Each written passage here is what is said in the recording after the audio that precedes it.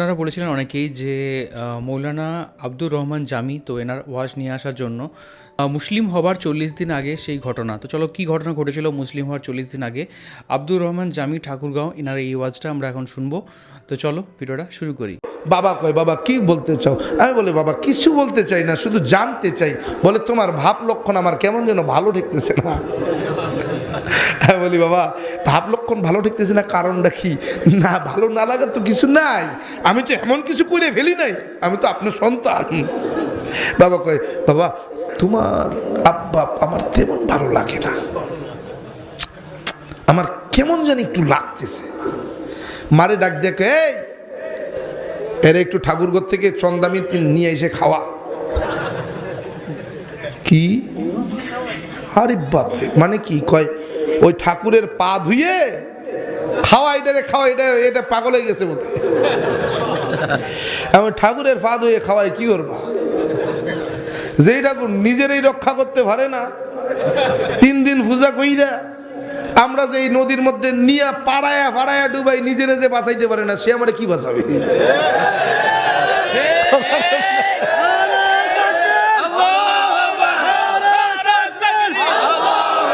তুই পাগল, সত্যি পাগল হয়ে গেছে তোরে, এই পাগলামি তো আটকানো যাবে না। মারে কয়, ছেলেটা বুঝে হারাইলাম রে, ছেলেটা বুঝে হারাইলাম। বাবা টের পেয়ে গেছে। বাবা কয়, বাবা তুই সত্যি কি মুসলমান হয়ে গেছো নাকি? ও না, হই নাই, এগুলো কেবল একটু দেখতেছি। আসলে মুসলমানরা এতদিন জানতাম মূর্খ, কিন্তু এখন দেখি আমরা মূর্খ। কারণ খালি এইটুক দেখেই তো আর মুসলমান হওয়া যায় না, আর একটু দেখা দরকার না? ওটা কি দেখবি? আমি বললাম, শুনছি খালি ওদের নবী নাকি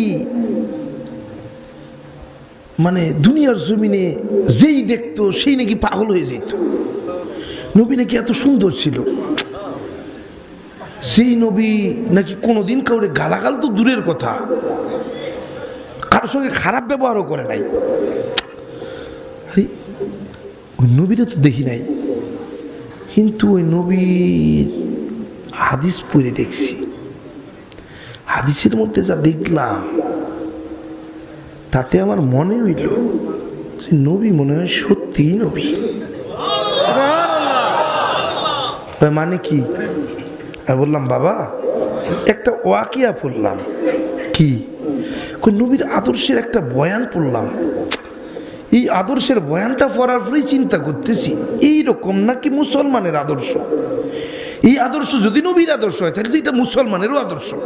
বলে, তুমি যে রসুলের আদর্শের বয়ান করলে, এই রসুলের আদর্শ তুমি বাস্তবে পাবে না। ওরা সব রসুলের আদর্শকে মুছে গিয়েছে, ওরা রসুলের আদর্শ থেকে বের হয়ে গিয়েছে। তারা রসুলের আদর্শ বাস্তবায়ন করতে চায় না, তারা রসুলের আদর্শ অনুযায়ী জীবন সাজাতে চায় না। তারা শুধু নামে মুসলমান, তারা শুধু নামে মুসলমান। আমি অনেক গবেষণা করেছি, বাবা বলতেছে আমি অনেক গবেষণা করেছি, কিন্তু আমি গবেষণা করে 0 পেয়েছি। তারা সত্যিকারের নামে মুসলমান, কামে মুসলমান না। আফসোস। বাবাকে বললাম, বাবা আপনি যেই আদর্শ তালাশ করে পাননি, আমি ইসলাম গ্রহণ করে সেই আদর্শকে, সেই রসুলের আদর্শকে বাস্তবায়ন করার জন্যই ইসলাম গ্রহণ করতে চাই। বাবা কয়, শুধু কষ্ট পাবে, তুমি কষ্ট ছাড়া কিছু পাবে না। আমি বললাম, বাবা ইসলামটা এমন একটা গোলাপের মতো, ফুটন্ত এক গোলাপের মতো। বাবা বলে, কি বলতে চাও? আমি বললাম, বাবা একটা গোলাপ গাছে যখন একটা গোলাপ ফুটে, ওই গোলাপটাকে সবাই ছিঁড়তে চায়, কেউ কাটার আঁচড় খেয়ে ফিরে আসে, আর কেউ শত বাধার পরেও ওই গোলাপটাকে সংগ্রহ করে। কথা বলেন না কেন? বাবা আমি সেই কাটার খোঁচার আঘাত খেয়ে ওই গোলাপকে পেতে চাই। বাবা বলে, কি বলো? আমি বললাম, বাবা আমি সেই ইসলামকেই পেতে চাই। বাবা বলে, ইসলাম তো খুব গরিব, দরিদ্রতা ছাড়া ইসলামে কিছু নেই। আমি বললাম বাবা আমি জানি, আমি যেই শান শওকতে জন্মগ্রহণ করেছি, মানুষ হয়েছি, ইসলামে হয়তো সেই শান শওকত নেই। আমি জানি ইসলামটাই গরিব, তবে ইসলাম জিন্দা ততক্ষণ পর্যন্ত থাকবে যতক্ষণ পর্যন্ত মুসলমান বুকের তাজা রক্ত ইসলামের জন্য রাস্তায় ঢেলে দেবে। আমি সেই বুকের তাজা রক্ত ঢেলে দিয়ে ইসলামকে জিন্দা রাখতে চাই, বাঁচিয়ে রাখতে চাই। বাবা বলে, বাবা তোমার যেই মনের তামান্না, জানি না তুমি কতদূর পর্যন্ত পৌঁছাতে পারবে, জানি না তুমি শেষ পর্যন্ত টিকে থাকবে কিনা, জানি না তুমি শেষ পর্যন্ত আমার কাছে আবার ফিরে আসো কিনা। প্রিয় ভাই আমার, এই ইসলাম পেয়েছি, গবেষণা করতে গিয়ে জীবনের শেষ সম্বল বাবা মা, ধন সম্পদ, বাড়ি গাড়ি, স্ত্রী সন্তান এবং কি চাকরিও হারাতে হয়েছে। থেমে নেই, চিন্তা নেই, ভয় পাই না, কারণ আমার আল্লাহ বলেন ফাইন্না মাআল উসরি ইউসরা, ইন্না মাআল উসরি ইউসরা। অতঃপর কষ্টের পরে সুখ আসবে, নিশ্চিত জেনে রাখো, কষ্টের পরেই সুখ আসবে। কষ্ট ছাড়া যেমন, কাটার আঁচড় ছাড়া যেমন গোলাপ হাসিল করা যায় না, কষ্ট ছাড়া ইসলাম পাওয়া যায় না। বাবা কয় জানি না, এই যে 12 মাসে 13 জন খোদা পাইলাম কোথায়? বাবা কয় জানা নাই, তাইলে করি কেন? বলে পূর্বপুরুষ বাপ দাদাই কইরে গেছে, তাই টাটকা দলিল। আমি বললাম বাবা যেহেতু এর কোনো দলিল নাই তো মানি কেন? বলে ভগবান শ্রীকৃষ্ণ বলে, এই জন্য মানি। আমি কোথায় বলে? বাবা কয় জানি না, তবে তুমি তো পণ্ডিত, তুমি একটু বলো ভগবান শ্রীকৃষ্ণ কোথায় যেন বলছেন। কি বলছেন? আমি অগণিত অবতার হইয়া মানুষের কল্যাণে দুনিয়ার জমিনে যুগে যুগে কালে কালে অবতরণ করলাম, সমস্ত অবতারগণ আমি ভগবান শ্রীকৃষ্ণকে মেনে নিল। আমি বলি বাবা এটা রাজভোগ কিতাবের 2192 পৃষ্ঠার মধ্যে আছে মন্ত্রখানা। বলে কি মন্ত্র? আমি বললাম কৃষ্ণং কৃষ্ণং শ্রী নন্দকেশ সর্বনাম যুগে। বাবাই কয় মানে কি? আমি বললাম ভগবান শ্রীকৃষ্ণ যুগে যুগে কালে কালে মানুষের কল্যাণে অগণিত অবতার হয়ে দুনিয়ার জমিনে অবতরণ করেছেন, সমস্ত অবতারগণ ভগবান শ্রীকৃষ্ণকে আবার ভগবান বলে স্বীকার করেছেন। কয় ঘটনা সত্য? কেমনে সত্য? মানুষের কল্যাণে যখন যুগে যুগে কালে কালে অবতার হইয়া দুনিয়ার জমিনে অবতরণ করলেন, তখন এই অবতারগুলোকে কোন ভগবান পরিচালনা করেছেন? ভগবান শ্রীকৃষ্ণ যখন যুগে যুগে যুগের বিবর্তনে, কালের পরিবর্তনে পূর্ব দিকে সূর্য হইয়া ঝুলে গেলেন। সূর্য আমাদের দেবতা, সূর্য আমাদের ভগবান। যখন শ্রীকৃষ্ণ ভগবান ওই সূর্য হইয়া পূর্ব আকাশে ঝুলে গেলেন, তখন কোন ভগবান প্রত্যেক দিন পৃথিবী শুরু থেকে আজ পর্যন্ত পূর্ব দিকে সূর্য উঠিয়া পশ্চিম দিকে ডুবায়, এই ভগবানের নামটা কি জানা যায়? বলে কেন? ভগবান শ্রীকৃষ্ণ। আমি বললাম তিনি তো নিজেই সূর্য হয়ে গেছেন, তিনি আবার কেমনে পরিচালনা করবেন? এরে বাবা, ওই সূর্যকে যিনি পরিচালনা করেছেন, যেই সূর্যকে আমরা শীতকাল আর গরমকাল নাই, সকালে ঘুম থেকে উঠিয়া গলা পানিতে নামিয়া সূর্যদেবের প্রণাম করি, ওই সূর্যদেবের যিনি পরিচালনা করেন, যিনি ওনার ড্রাইভারি করেন, যার হুকুমে ওই সূর্যদেব পূর্ব দিকে উইঠা পশ্চিম দিকে ডোবে, ওই ভগবান আর কেউ নয়, কেউ নয়, মুসলমানদের আল্লাহ। বাবা কয় কি বলতে চাও? আমি বলি কিছু বলবো না, আপনি পরে কষ্ট পাইবেন। বাবারে বলি বাবা দুনিয়ার জমিনে কত জাতি আছে, কত গোত্র আছে, কত ধর্ম, কত বর্ণ আছে জানা নাই? আপনি বাংলাদেশে বাঙালি বইলা আপনি ভগবান রে ডাকেন ভগবান। এই ভগবান রে যখন পাঞ্জাবের মধ্যে ডাকে, যখন হিন্দির জায়গায় ডাকে, ইন্ডিয়ার মধ্যে ডাকে, তখন কেউ ডাকে ঈশ্বর, কেউ ডাকে সৃষ্টিকর্তা, কেউ ডাকে গড। জায়গা ভেদে তার নামের পরিবর্তন।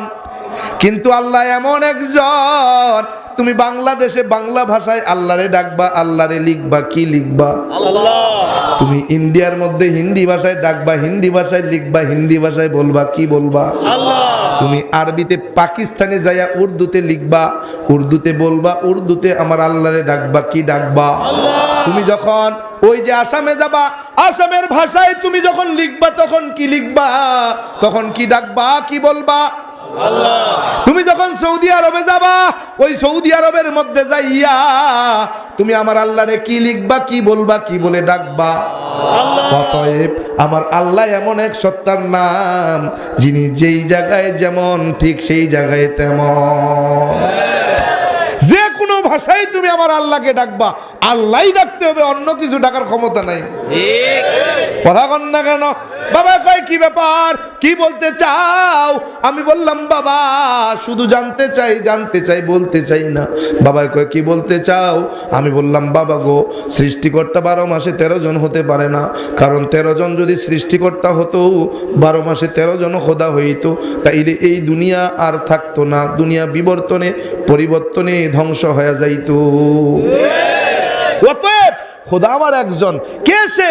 বলে একমে বা দ্বিতীয়ম। সৃষ্টিকর্তা কয়জন? একজন, এক অদ্বিতীয়। বলে সৃষ্টিকর্তা একক অদ্বিতীয়। বলে একম এবং অদ্বৈতম। বলে সৃষ্টিকর্তা কয়জন?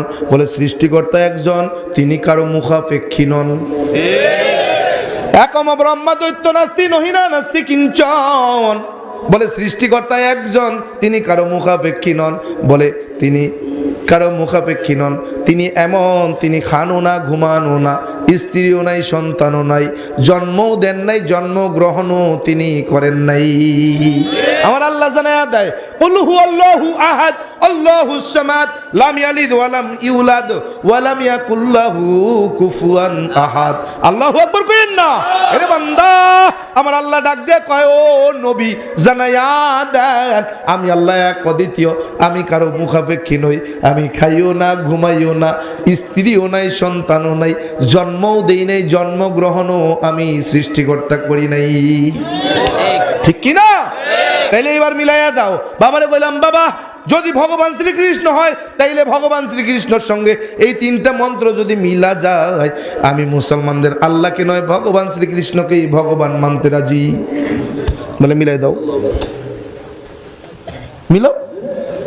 বললাম বাবা মিলান, এবার আপনি মিলান। বলে বলো। আমি বললাম বাবা একমে বা দ্বিতীয়ম, সৃষ্টিকর্তা এক অদ্বিতীয়। বলে শ্রীকৃষ্ণ তো এক অদ্বিতীয়, শ্রীকৃষ্ণ দ্বিতীয় জন নাই। ঠিক আছে, এই মন্ত্র দিয়া ভগবান শ্রীকৃষ্ণকে আমি ভগবান মানলাম। হ্যাঁ, ভগবান আমার শ্রীকৃষ্ণ। 2 নম্বর মন্ত্র মিলাও, ভগবান শ্রীকৃষ্ণের সঙ্গে যদি মিলে, তাইলে ভগবান শ্রীকৃষ্ণকে ভগবান মানব। বলে মিলাও। একম এবং অদ্বৈতম। বলে সৃষ্টিকর্তা এক অদ্বিতীয়, তিনি কারো মুখাপেক্ষী নন।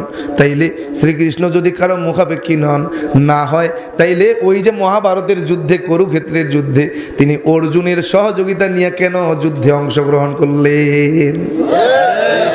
অতএব কারো না কারো মুখাপেক্ষী, একক তিনি নয়। বলে বাবা কয়েক তারপরে কি বলবা? আমি তো এইখানে ভগবান শ্রীকৃষ্ণকে আমি মানি না। বলে কেন মানবা না? আমি বলি বাবা এইখানে মানলাম না, ধরে নিলাম, তাও মানি নিলাম। 3 নম্বর মন্ত্রের দ্বারা যদি ভগবান শ্রীকৃষ্ণের সঙ্গে মিল পাইয়া যাই, তাইলে মানি। বলে কি? একম ব্রহ্মা দ্বৈত নাস্তি নহিনা নাস্তি কিঞ্চন। বলে তিনি খানো না, ঘুমানো না। ভগবান শ্রীকৃষ্ণ কি কোনোদিন খাইছেন? খাই নাই। কয় খাইছে, খালি মাখন চুরি করে খাইছে, মাখন চুর। কথা কন না কা? কয় খাইছে খালি তাই না, ঘুমাইছেও। তার মানে এইবার সামনের দিক বাড়ি, আরেকটু বাড়ি। ভগবান শ্রীকৃষ্ণকে ভগবান মানি। বলে কি? বলে তার স্ত্রীও নাই, সন্তানও নাই। তাইলে ভগবান শ্রীকৃষ্ণের তো স্ত্রী নাই, বিয়ে করে নাই। বলে 1 জন 2 জন না, 16,000 স্ত্রী তার। এখন কন্ত বাবাই কয় তারপর কি বলবা? আমি বললাম বাবা, ভগবান সৃষ্টিকর্তা নাকি জন্মগ্রহণও করেন নাই, কাউকে জন্মও দেয় নাই। যদি তাই হয়, ভগবান শ্রীকৃষ্ণ কি জন্মগ্রহণ করছে এরকম জানা আছে? বাবা কয় কি বলতে চাও? আমি বললাম বাবা, কংস মামার জেলখানায় ভগবান শ্রীকৃষ্ণের জন্ম হয়। ঝড় বৃষ্টি তুফানের রাত্রিতে বাবা মাথায় করে নিয়ে আরেক রাজ্যে দিয়া যায়। ভগবান শ্রীকৃষ্ণের জন্মাষ্টমী ব্রত এজন্য প্রত্যেক বছর পালিত হয়। দেখেন না আপনারা, শ্রীকৃষ্ণের জন্মাষ্টমী ব্রত মানে জন্মদিন পালন করে তারা। আহা, তার মানে ভগবান শ্রীকৃষ্ণের জন্ম হয়েছে। এই 3 মন্ত্র দ্বারা যেই খোদার সঙ্গে আপনি মিলাইবেন, 3 মন্ত্র যদি কোনো খোদার সঙ্গে মিলা যায়, আমি সেই খোদাকে খোদা মানতে রাজি আছি, নচেত নয়। বাবা কয় কি বলতে চাও? তাইলে কি তুমি আমারে ছাইরা চইলা যাইবা?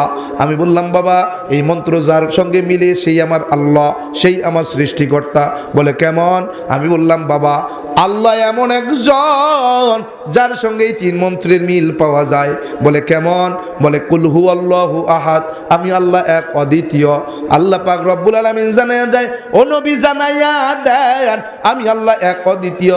আল্লাহুস সামাদ, আমি আল্লাহ কারো মুখাপেক্ষী নই। লাম ইয়ালিদ ওয়া লাম ইউলাদ, আমি খাইও না, ঘুমাইও না, স্ত্রীও নাই, সন্তানও নাই। ওয়া লাম ইয়াকুল্লাহু কুফুয়ান আহাদ, আমি জন্মও দেই নাই, জন্মগ্রহণও কখনো করি নাই। আহা, তাইলে আমার আল্লাহ হলো আল্লাহ, যেই আল্লাহ এক অদ্বিতীয়, যেই আল্লাহ সব জায়গায় গেলে আল্লাহ থাকে, যেই আল্লাহর নামের পরিবর্তন ঘটে না, যেই আল্লাহর নামের পরিবর্তন ঘটে না, যেই আল্লাহর স্ত্রী নাই, সন্তান নাই। বলবা কারে ভগবান মানবা? শিবেরে মানবা। দেখো শিবের দুর্গা আছে, তুমি কালীরে মানবা, কালীরও স্বামী আছে। এরে বান্দা তুমি কারে মানবা? বলে ব্রহ্মারে মানবা, ব্রহ্মারও স্ত্রী আছে। বিষ্ণুরে মানবা, বিষ্ণুরও স্ত্রী আছে। তুমি কারে ভগবান মানবা বলো? বাবা কয় জানি না, তবে দোয়া করি, আশীর্বাদ করি, যেখানে থাকো যেভাবে থাকো ভালো থাকো, আশীর্বাদ করি। বাবার এই আশীর্বাদ নিয়ে সামনের দিকে বাড়াতে শুরু করলাম। প্রত্যেক মানুষের একটা স্বাধীনতা রয়েছে যে সে কোন ধর্ম পালন করবে এবং সে কোন দিকে যাবে। অ্যান্ড ইনি তার বাবা মার সাথে আলোচনা করেছেন, তিনি তার পিতার সাথে আলোচনা করেছিলেন এই বিষয় সম্পর্ক নিয়ে। তিনি তার পিতা সঠিকভাবে এর উত্তর দিতে পারেননি এবং তার জন্য তিনি এটাই ভেবেছিলেন যে না, তিনি ইসলাম গ্রহণ করবেন এবং তার যে ভগবানের যে কনসেপ্ট, তার সাথে মানে ভগবানের কনসেপ্ট হিসেবে হিন্দু ধর্মের থেকে ইসলাম ধর্ম তার শ্রেয় মনে হয়েছে, তো তিনি তাই ওখানে গিয়েছেন এবং তার সেটা অবশ্যই পালন করা উচিত। তবে একটা জিনিস বলবো যে আমার মনে হয় যে কোনো একটা জায়গাতে তার পিতা তাকে সম্পূর্ণ ধারণা দিতে হয়তো অক্ষম হয়েছিলেন, কারণ ঈশ্বর বা ব্রহ্ম যাকে বলা হয় সেখানেও কিন্তু এই এক কথাটাই রয়েছে। তার কোনো আকার নেই, তার কোনো রূপ নেই, গন্ধ নেই, তার কোনো মানে সৃষ্টিও নেই, তার কোনো ধ্বংসও নেই, তার জন্মও হয় না, তার মৃত্যুও হয় না। এই যে বিষয়গুলো সেগুলো কিন্তু রয়েছে।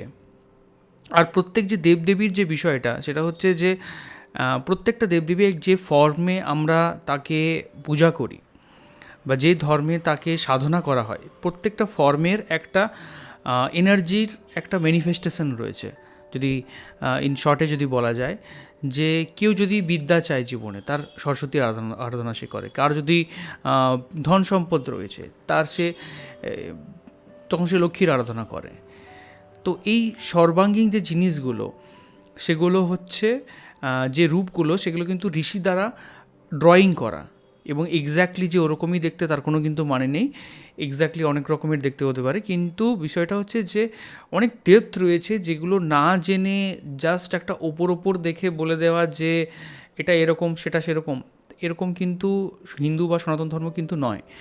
আর আপনি যদি একটু রিসার্চ করেন দেখতে পারবেন যে সনাতন ধর্মের আগেকার দিনে যেটা হতো যে তর্ক হতো, মানে কোনো এক পণ্ডিতের মত একরকম, কোনো আরেক পণ্ডিতের মত এরকম, দুজনের মধ্যে তর্ক হতো এবং দুজনের মধ্যে তর্কের মধ্যে দেখা হতো যে কে জিতে।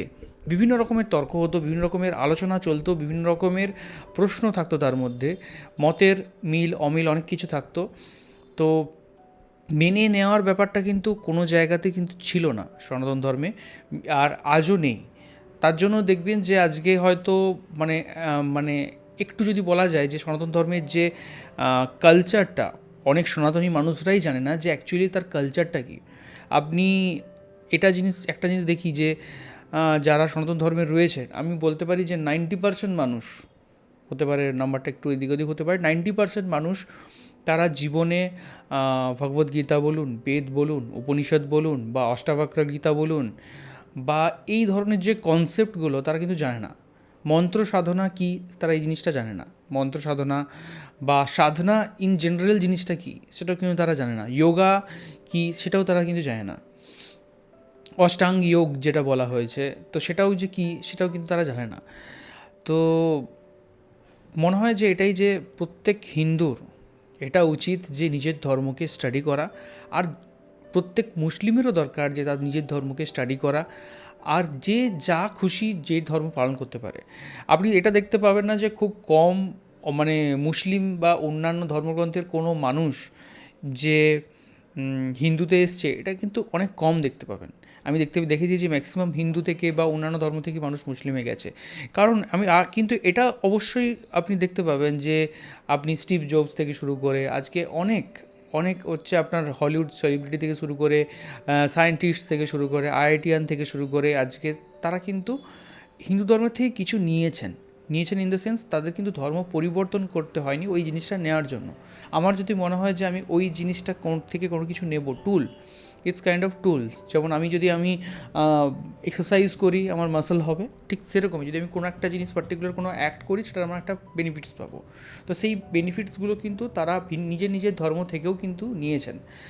তো এটা একটা হিন্দু ধর্মকে যদি বলা যায় বা সনাতন ধর্মকে কোনো একটা বিলিফ সিস্টেম না বলে একটা ওয়ে অফ লাইফ বলা যেতে পারে।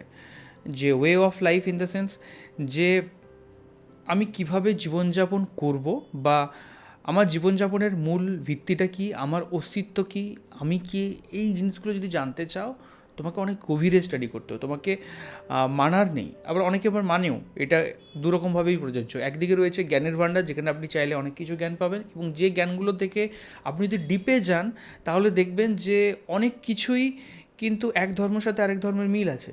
আবার যদি ওপর দেখেন তাহলে শুধু মূর্তি পুজো আর হচ্ছে কোনো কিছুকে মানা, এই জিনিসগুলোই আপনি কিন্তু পাবেন, সেখানে গভীরে কোনো কিন্তু জ্ঞান কিন্তু পাবেন না। আর আরেকটা জিনিস যেটা আপনাদের মনে এটা প্রশ্ন হতে পারে যে তারা যারা করে মূর্তি পুজো তারা করে কেন। আমার মনে হয় যেটা নিরাকার ব্রহ্ম, যেটা হিন্দু ধর্মে উল্লেখ রয়েছে, তার উপাসনা করা সমস্ত মানুষের কাছে একটু হয়তো কষ্টকর বা একটু হয়তো জটিল। সবাই সাধনা বা সবাই একটা নিরাকার ব্রহ্মের যে উপাসনা সেই জিনিসটা তারা বুঝতে পারে না। তারা চায় যে ঈশ্বর কোনো একটা ফর্মে আসুক, এবং ঈশ্বরকে তারা একটা কোনো ফর্মে দেখতে ভালোবাসে, নিজের ভাইয়ের মতো, নিজের হয়তো বাবা মার মতো, নিজের কোনো একটা কাছের মানুষের মতো। তো তারা ওই ফর্মকে ভালোবাসে, এবং ফর্মকে দ্বারা মেন যে নিরাকার ঈশ্বর তারই কিন্তু পূজা করে, তারই কিন্তু আরাধনা করে। তারা জানে এটা খুব ভালো করে যে ওই যে মাটি দিয়ে তৈরি যে ঈশ্বর, সেই ঈশ্বর নন, তার একটা রূপ মাত্র। নয়তো হাজারটা মূর্তির রূপ কিন্তু হাজার রকমের হয়, তাহলে কি করে হচ্ছে জিনিসটা, তাই না?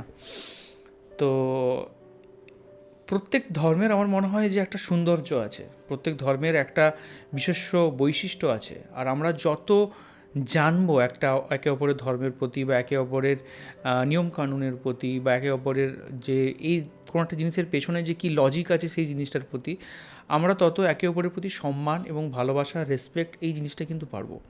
বিগত কয়েক মাস ধরে আমরা ইসলাম ধর্ম সম্পর্কে অনেক কিছু জেনেছি, অ্যান্ড যত জেনেছি আমার কিন্তু সেই ধর্মের প্রতি রেসপেক্ট বেড়েছে। আমার সেই ধর্মের প্রতি অনেক বেশি যেগুলো জানতাম না সেগুলো আমি জেনেছি, অ্যান্ড এতে কোনো অন্যায় কোনো কিছু নেই আমার।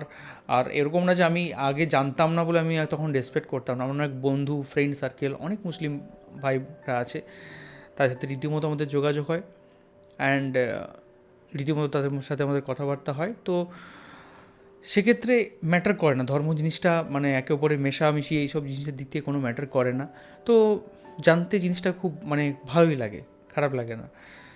তো এখানেও জিনিসটা জানলাম। আর প্রত্যেক মানুষের যে জায়গাতে সন্তুষ্ট সেই জায়গা ফলো করবে, সেই জায়গাতে তার যদি আত্মতৃপ্ত থাকে তাহলে সেই জায়গাতে কিন্তু মানে এগিয়ে যাবে, এটাই আমার মনে হয়। করা উচিত। বাদবাকি আপনারা কি মনে করেন এই বিষয়ে সেটা কিন্তু অবশ্যই কমেন্ট করে জানাতে পারেন। এখনকার মতো ভিডিও এই পর্যন্তই, দেখা হবে আবার পরবর্তী কোনো ভিডিওতে। ততক্ষণের জন্য আপনারা ভালো থাকুন, সুস্থ থাকুন আর দেখতে থাকুন আমাদের চ্যানেল।